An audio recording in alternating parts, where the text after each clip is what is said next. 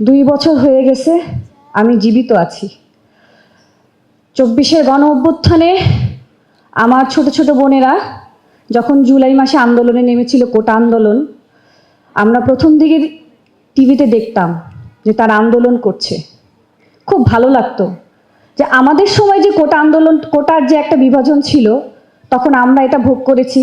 আমার বোনেদের মাধ্যমে বোধহয় আমাদের যে সন্তানেরা, তারা বোধহয় এই কোটার কারণে যে সমস্যাগুলো সেগুলো ভুগবে না। কিন্তু ঠিকই দেখতে পেলাম আমাদের বোনেদের উপরে অতর্কিতভাবে হামলা করেছে হেলমেট বাহিনী। ওটা দেখে আর বসে থাকতে পারিনি।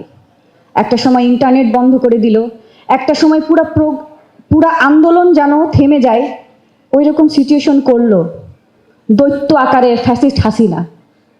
এই আন্দোলন পরবর্তীতে যখন আন্দোলনের মাঝপথে যখন প্রাইভেট ইউনিভার্সিটি আবার একত্রিত হলো, তারা আমাদেরকে আবার সাহস জোগালো যে না, আমরাও আমাদের বোনদের, পাবলিক ইউনিভার্সিটির বোনদের যেভাবে আক্রমণ করা হয়েছে, আমরা তার বিরুদ্ধে নামবো, আমরা তার প্রতিবাদ জানাবো। আমি আগেই বলে রাখছি, আজকে আমি কোনো ভাইদের কথা বলবো না, আজকে আমি কোনো পুরুষদের নিয়ে কথা বলবো না, আজকে শুধু নারীদের দিন। কারণ এই 2 বছর দেখে এসেছি সব জায়গায়, সব স্থানে আহত পুরুষ, আন্দোলনকারী পুরুষ, গণ অভ্যুত্থানের নেতা পুরুষ। কিন্তু আজকে আমি খুবই দুঃখিত, আমি আজকে নারীদের নিয়ে কথা বলবো। কারণ এই নারীদের নিয়ে কথা বলার জন্য না, কখনো কোনো জায়গায় নারীদের নিয়ে কথা বলবো না, নারীরা থাকবে সমান অধিকারে, এরকম সিচুয়েশনের জন্য আন্দোলনটা করেছিলাম। কিন্তু দুঃখের সহিত এটা হয়নি, এজন্য আগে থেকেই ক্ষমা প্রার্থনা করছি। যখন প্রাইভেট ইউনিভার্সিটির বোনেরা আমাদেরকে বলল যে আমাদের সবার নামা উচিত, আমরা সবাই আন্দোলনে নামলাম। আমার হাজবেন্ড, উনি একজন গ্যাজেটপ্রাপ্ত আহত যোদ্ধা এবং উনি স্বাভাবিক জীবনযাপনে এখনো আসতে পারেননি। উনি সর্বপ্রথম আমাকে বলল যে আমি আন্দোলনে যাব। আমি তাকে 2 দিন আন্দোলনে পাঠানোর পর মানে এরকম একটা সিচুয়েশন হলো যে আন্দোলনে গিয়েছে, ওখান থেকে মারা গিয়েছে, কোনো খোঁজ পাচ্ছে না। আমার ভিতরে ফিল হলো যে সে যে যাচ্ছে, সে তাকেও যদি মেরে ফেলা হয়, আমি তো তার আইডেন্টি খুঁজে পাবো না। কারণ তখনকার সময় আন্দোলনে যাওয়ার সময় আমাদের মোবাইল চেক করা হতো। আমি যে স্থানে বসবাস করি সেই মিরপুর অঞ্চলে 7 নম্বরের মোড়ে সবসময় তার 2টা মোবাইল নিয়ে নেওয়া হয়েছিল। তো আমি 2 তারিখ 3 তারিখ আন্দোলনে গিয়েছি, 4 তারিখ 2 জন একত্রিত হয়ে একসঙ্গে হাত ধরে 10টার দিকে আন্দোলনে নেমেছি। আন্দোলনে নামার একটা পর্যায়ে যেহেতু আমাদের মোবাইল চেক করা হতো, একটা মোবাইল নিয়ে বের হয়েছি, তার কাছে মোবাইলটা ছিল। প্রচুর গোলাগুলি হচ্ছে, আমাদেরকে গুলি করছে, পুলিশ না কিন্তু হেলমেট বাহিনী, দৈত্য বাহিনী, আওয়ামী লীগের নেতারা যখন আমাদেরকে গুলি করছিল, একটা সময় আমরা মেয়েরা দৌড় দিচ্ছিলাম গুলির শব্দ শুনে। কিন্তু আমার হাজবেন্ড, তাকে আমি কোনোভাবে আটকে রাখতে পারতেছিলাম না, সে ওখানে দাঁড়িয়ে থাকতো। গুলির শব্দ শুনে সবাই দৌড় দিত, সে দাঁড়িয়ে থাকতো। একটা সময় ছন্ন ছাড়া হয়ে যায়, তাকে খুঁজে পাচ্ছিলাম না। তার মোবাইল নাম্বারটা মুখস্থ ছিল বলে একজনের কাছ থেকে মোবাইল নাম্বার দিয়ে ফোন দিয়ে বললাম, তুমি কোথায়? সে বললো, আমি একটু ওই যে হাসপাতালের পাশে আমাদের আলোক ডায়াগনস্টিক সেন্টার ছিল, ওখানে আসছে, একজনের গায়ে গুলি লেগেছে, তো আমি একটু পরে কথা বলি। ফোনটা রেখে দিল। তার ভিতরে আমি তো আন্দোলনে সামনের দিকে আগাচ্ছি, ইট মারছি, কারণ আমাদের কাছে তো অস্ত্র ইট। একটা সময় আমার গায়ে গুলি লাগলো। গুলি লাগার পরে মানে আমি ফিল করতেছিলাম এরকম যে আমি তো গুলি লাগার পরে দাঁড়াইছিলাম আমার ভাইকে সেভ করার জন্য, আমার গা জ্বলতেছে কেন। একটা পর্যায়ে পিছন থেকে একজন এসে বলে যে আপু, আপনার গায়ে গুলি লেগেছে, সারা শরীর থেকে রক্ত পড়তেছে। পরে আমি ওইখানে আমার প্রায় 4-5 জন ভাইরা মিলে আমাকে ধরাধরি করে ওই আলোক ডায়াগনস্টিক সেন্টারে নিয়ে যখন ঢুকলো, আমি স্ট্রেচারে, আমি আসার সময় খালি ভাবতেছিলাম যে আমি বোধহয় মরে যাব, আমার 2টা সন্তান আছে, ওদেরকে আমার হাজবেন্ড দেখবে। আমার একটা বাচ্চার বয়স 4 বছর বয়স, আর একটা 6 বছর। আমার হাজবেন্ড ওদেরকে দেখবে। আমি দেশের জন্য মরতে যাচ্ছি।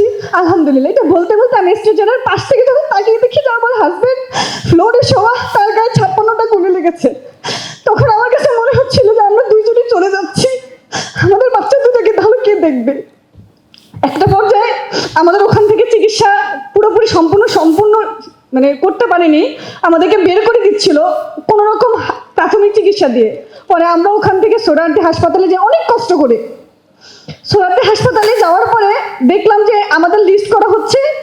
আমি যখন জিজ্ঞেস করলাম ওই অবস্থায় যে আমাদের কেন লিস্ট করা হচ্ছে, তখন পাশ থেকে একজন বলল, আপনারা হচ্ছে দেশদ্রোহী। আপনাদের এই লিস্টগুলো নিয়ে আপনাদেরকে প্রাথমিক চিকিৎসা করে বের করে দেওয়া হবে। আপনাদের এই লিস্টগুলো নিয়ে কালকে বাসায় থাকতে পারবেন না। এখান থেকে প্রাথমিক চিকিৎসা নিয়ে অন্ততপক্ষে বাসায় যাবেন না। আমাদের দুইজনের গা থেকে অজস্র পরিমাণে রক্ত পড়ছে। আমরা তখন হিতাহিত জ্ঞান হারিয়ে আমরা বাসার দিকে চলে যাই। বাসার দিকে যাওয়ার জানতে যে আমার ওই সিকিউরিটি ভিডিওটা হয়ে গেছে। আমার অলরেডি 2বার ডিবি পুলিশ চলে আসছে। আমরা সারাটা রাত আমার বাসার ছাদের টিনে একটা পানির ট্যাঙ্কি ছিল, ওই ট্যাঙ্কিতে রক্তাক্ত অবস্থায় সারাটা রাত ছিলাম। খালি কল্পনা করতেছিলাম যে ভোর হবে কখন, এখান থেকে সরে যাব। একটা পর্যায়ে আমরা একটা আত্মগোপনে ছিলাম। আত্মগোপনে থাকা অবস্থায় যখন এক দফার ঘোষণা হলো আমরা সবাই শহীদ মিনারে যাব, ওই অবস্থায় আমরা প্রাথমিক চিকিৎসা নিয়ে, আমার হাজবেন্ড উঠতে পারেনি, তার অবস্থা খুব খারাপ ছিল।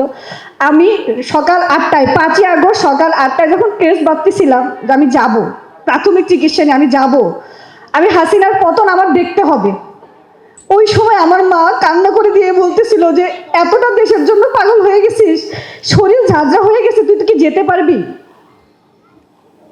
যে আকাঙ্ক্ষা নিয়ে 5ই আগস্ট হয়েছিল, আমরা যে স্বপ্ন দেখেছিলাম, আমরা যে কল্পনা করেছিলাম যে যে কুত্তা বাহিনী, যে আওয়ামী লীগের দৈত্য বাহিনী আমাদেরকে এইভাবে মেরেছে, আজকে এখানে দাঁড়িয়ে আছি, আমার কাছে মনে হয় যে এগুলো হলো মাইনাস, মানে একটা বোনাস জীবন পেয়েছি।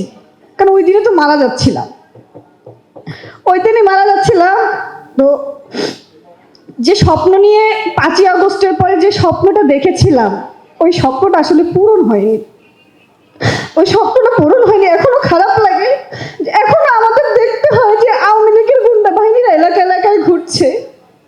আওয়ামী লীগের যে গুন্ডা বাহিনী আমার গায়ে গুলি করেছিল, আমার হাজবেন্ডের গায়ে গুলি করেছিল, তাদেরকে আমরা চোখের সামনে এখন দেখি।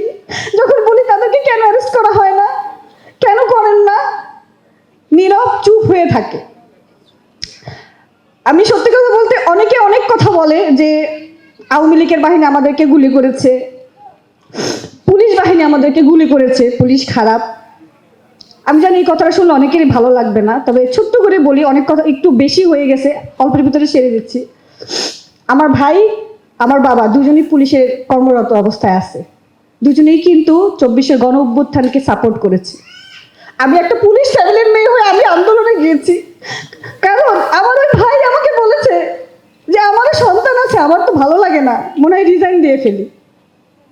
কিন্তু আজকে যখন আমার ভাই বলে আন্দোলন করে কোনো লাভ হয়নি, আন্দোলন করে কোনো লাভ হয়নি, সেই দেশ সেই জায়গায় আছে, শুধু চেয়ারটা পরিবর্তন হয়েছে, সেই দৈত্যগুলো এখনো আছে, শুধু হাসিনার পরিবর্তন হয়েছে, হাসিনার চেয়ারে শুধু আরেকজন এসেছে, সেই সেম জায়গায় দৈত্যগুলো আছে। তা আমি বলবো আমরা পরিবর্তন চাই, যে সরকারি আসুক, আমরা পরিবর্তন চাই। সর্বপ্রথম পরিবর্তন দুর্নীতির। এই দুর্নীতির যেদিন পরিবর্তন হবে, সেদিন আমাদের দেশের অ্যাকচুয়াল পরিবর্তন হবে। আসসালামু আলাইকুম।